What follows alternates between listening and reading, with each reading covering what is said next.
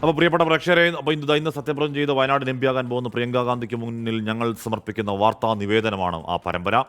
മാനന്തവാടി ജില്ലാ ആശുപത്രിയെ വയനാട് മെഡിക്കൽ കോളേജാക്കി ഉയർത്തിയെങ്കിലും മതിയായ ജീവനക്കാരെ നിയമിക്കാത്തത് വലിയ പ്രതിസന്ധിയാണ്. 37 ഡോക്ടേഴ്സിനെ നിയമിച്ചതല്ലാതെ ആവശ്യമായ നഴ്സസിനെ ഇതുവരെ നിയമിച്ചിട്ടില്ല. തീവ്രപരിചരണ വിഭാഗത്തിൽ 8 രോഗികൾക്ക് ഒരു നഴ്സിന്റെ സേവനം മാത്രമാണ് ഇപ്പോഴും കിട്ടുന്നത്. പുതിയ കെട്ടിടങ്ങളായി ജില്ലാ ആശുപത്രിയുടെ പേര് വയനാട് മെഡിക്കൽ കോളേജ് ആശുപത്രി എന്നുമായി. പുതിയ ചികിത്സാ വിഭാഗങ്ങൾ വന്നു. മെഡിക്കൽ കോളേജായി ഉയർത്തിയെങ്കിലും പ്രവർത്തനം ജില്ലാ ആശുപത്രിയുടെ സൗകര്യം വെച്ച് മാത്രമാണ്.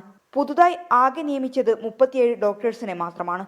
താൽക്കാലികമായി നഴ്സസിനെയും ശുചീകരണ തൊഴിലാളികളെയും അനുബന്ധ സ്റ്റാഫുകളെയും നിയമിച്ചു എങ്കിലും അത് അപര്യാപ്തമാണ്. നഴ്സസ് ഇല്ലാത്തതിന്റെ ബുദ്ധിമുട്ട് ഏറ്റവും കൂടുതൽ അനുഭവപ്പെടുന്നത് തീവ്രപരിചരണ വിഭാഗങ്ങളിലാണ്.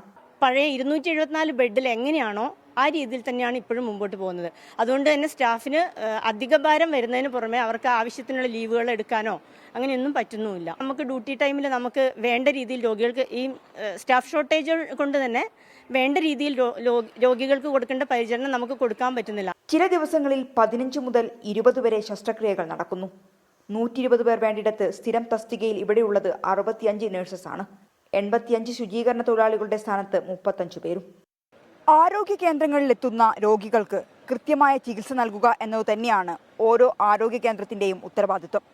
എന്നാൽ ഈ രോഗികൾക്ക് ആവശ്യമായ പരിചരണം നൽകാനുള്ള ജീവനക്കാരില്ലെങ്കിൽ അത് ഇവരുടെ ചികിത്സയെ പ്രതികൂലമായി തന്നെയാണ് ബാധിക്കുന്നത്.